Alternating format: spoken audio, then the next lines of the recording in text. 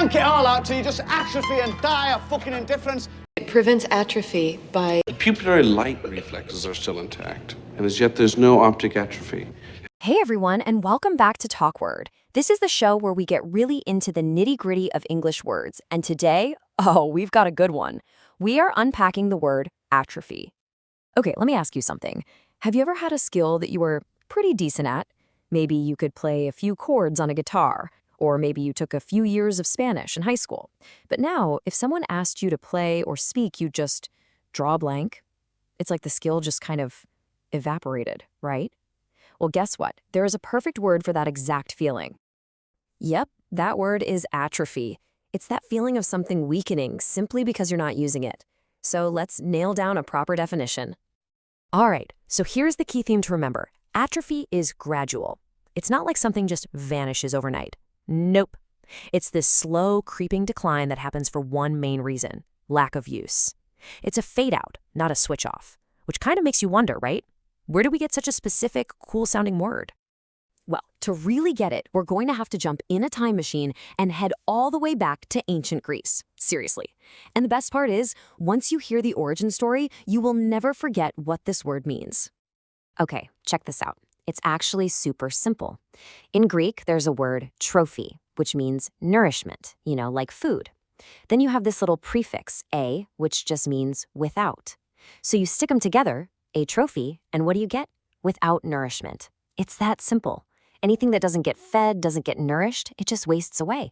Makes perfect sense, right?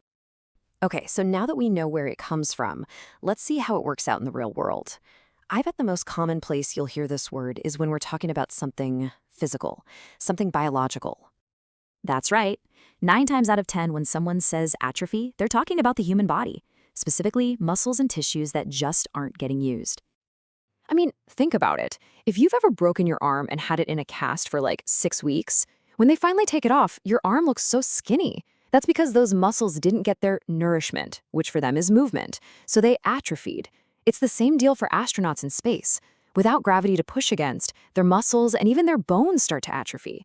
It's a really clear physical thing you can see. But, and this is where the word gets really interesting and powerful, atrophy isn't just about muscles. We can totally use it to talk about abstract things like skills, knowledge, even relationships. So in the exact same way your muscles shrink if you don't use them, all these other things in our lives can waste away too. That skill you don't practice anymore, the language you stop speaking, even a friendship that you don't put any effort into, all of those can, in a way, atrophy.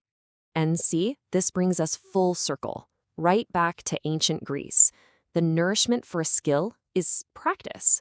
The nourishment for knowledge is actually using it. If you don't give them that nourishment, they start to atrophy. It's just such a perfect metaphor, isn't it? Okay, so you get the idea now, from the very physical to the more abstract. But how do you actually drop this word into a conversation? Let's check out a couple of really good examples. Here's one you could probably use yourself. It perfectly captures that idea, right? Your French didn't just vanish, it slowly, gradually faded because you stopped practicing. You stopped nourishing it. And check this one out. It's a little more abstract. See how that works?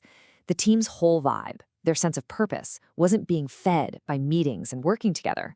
So it started to weaken, to decline. It just goes to show you how flexible and useful this word really is. So at the end of the day, whether we're talking about your biceps, your Spanish skills, or your team's motivation, it all comes down to that one simple, powerful phrase: use it or lose it. That right there is the heart and soul of atrophy. And that really leaves just one question for you. Think about it for a second. What's something in your life, a skill, a hobby, maybe a language, that you really don't want to lose? What are you going to do today to give it that little bit of nourishment to keep it from atrophying?